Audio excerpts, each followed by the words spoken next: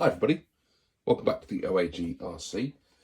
We are resuming our build series on the Thunder Dragon today.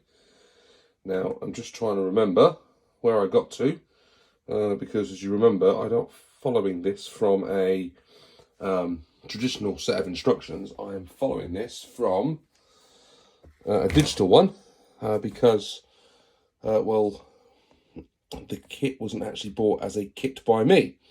So we are on to bag B, which I've got back here somewhere. Here they are.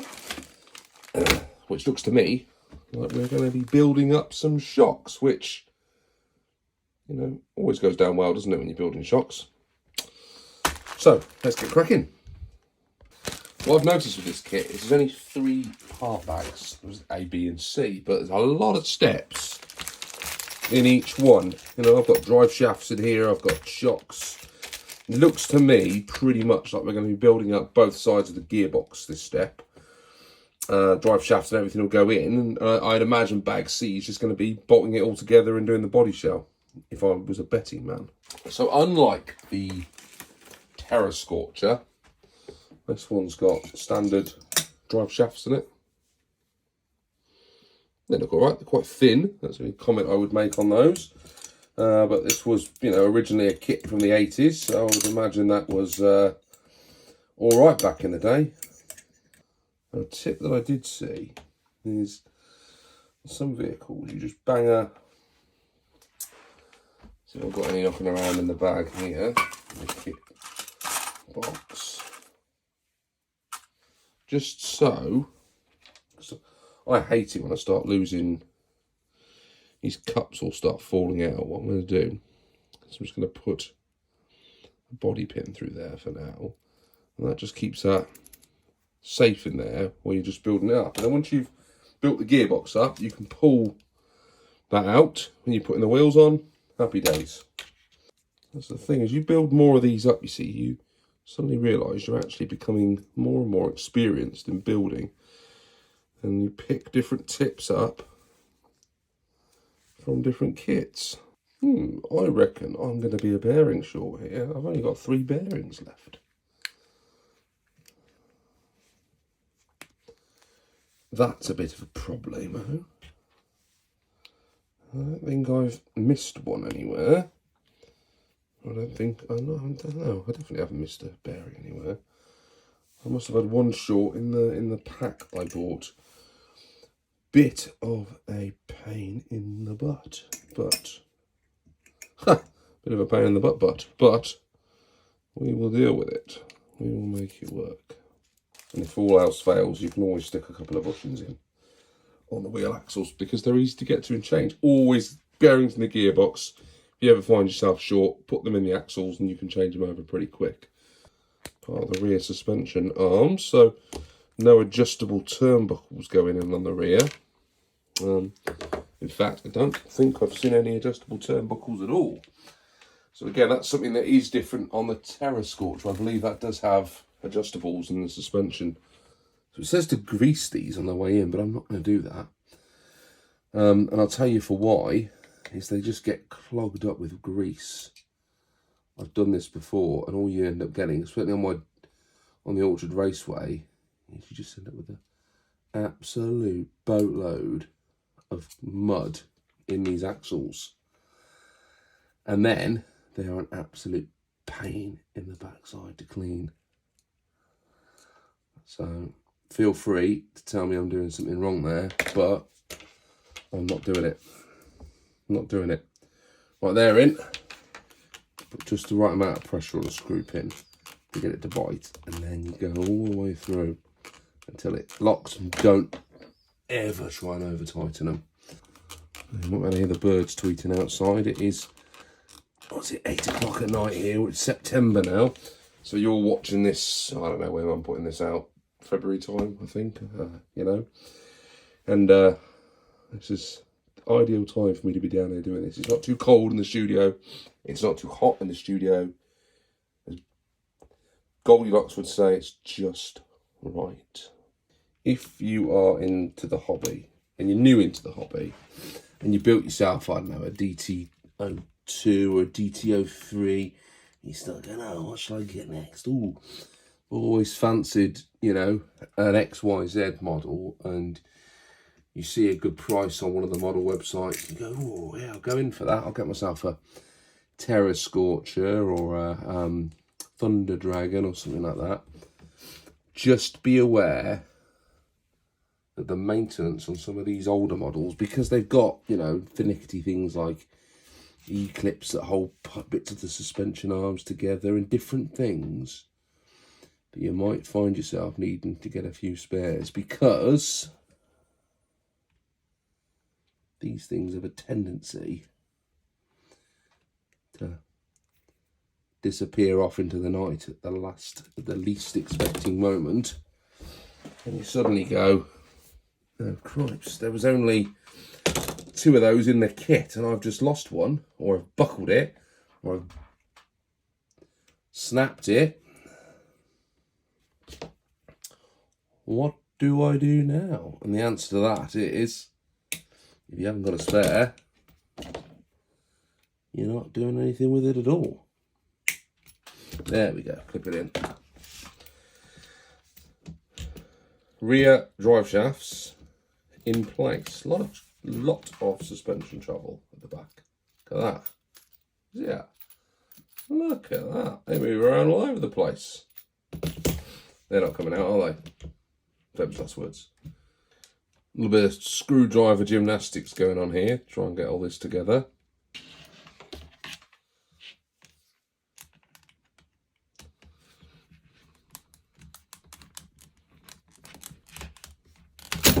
Whoops, daisy.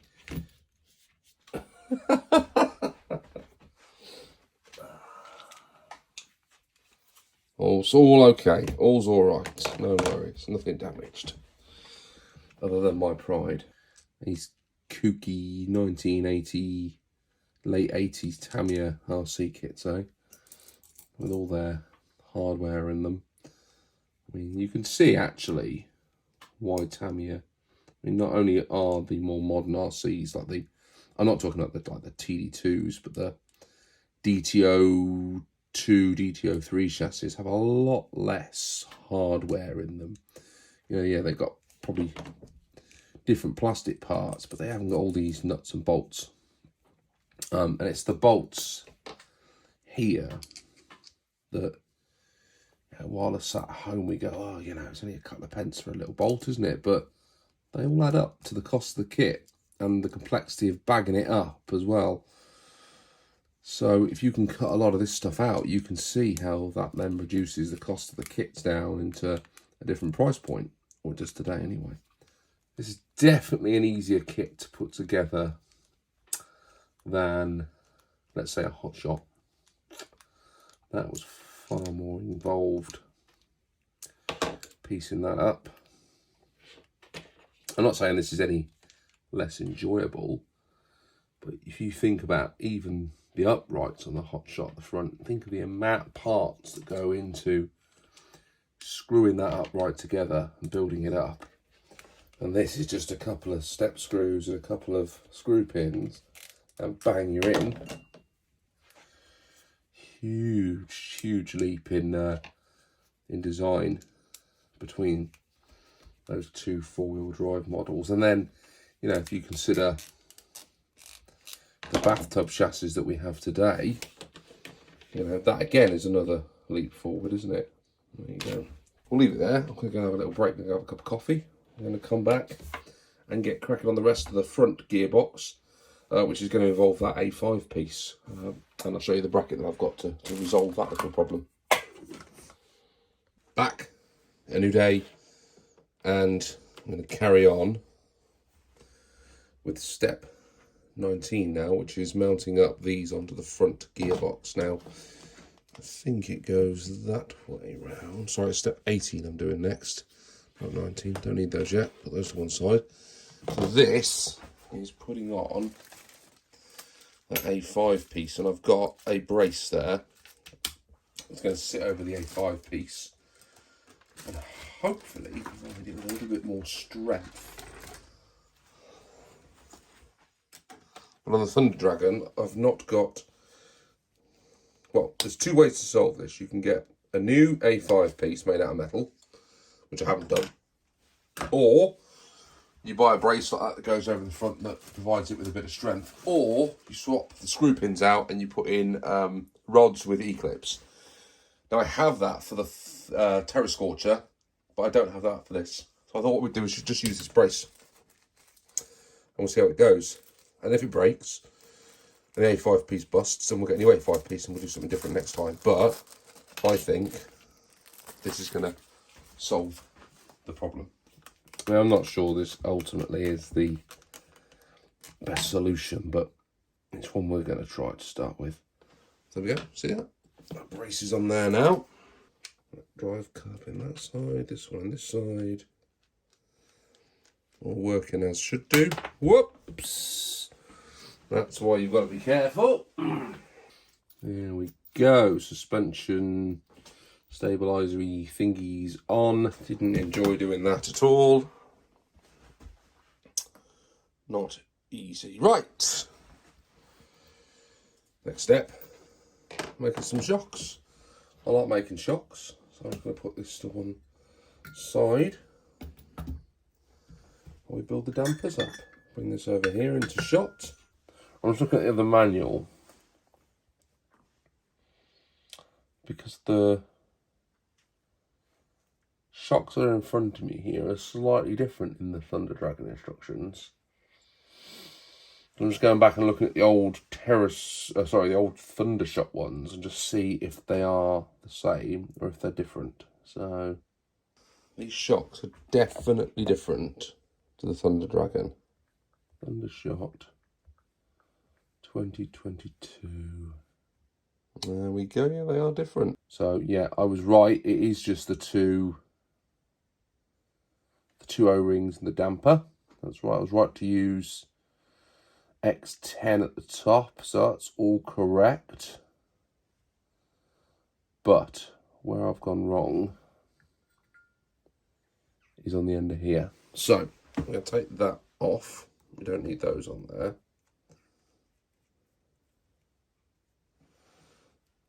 Instead, it wants X11 out of there, and X1, which is the shorter one of those. So that goes on there, and this goes on here.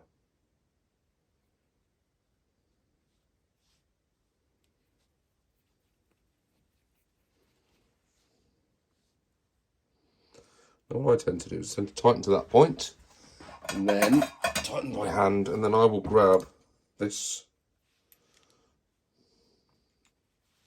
clamp it around the rod, and just hand tighten the rest of the way until I've got resistance.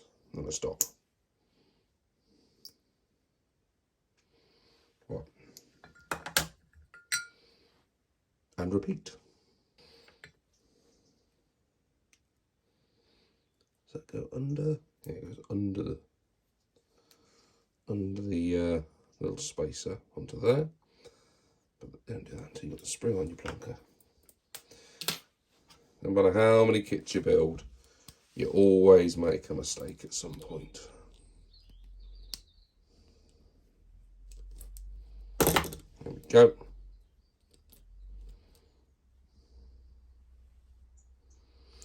That there, it's got a manufacturing weakness in. You see it? That's not formed correctly. That is going to break at some point. We're going to end up with a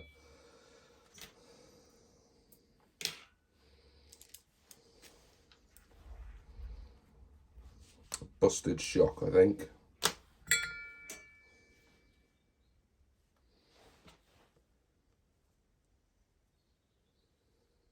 It was interesting. Look. They've all gone when I've been screwing them on. Maybe I've over-tightened them. Maybe that's my fault. I've gone too far.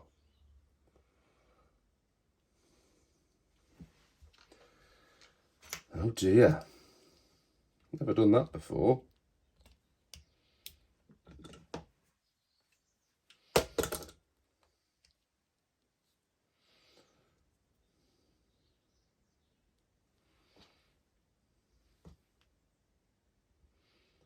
Yeah, I have over tightened all three of those. Look.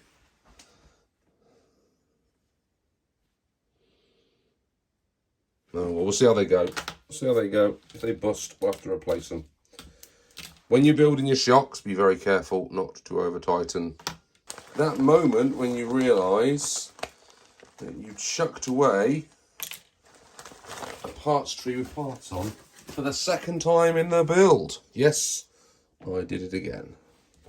Marvellous. Look at that.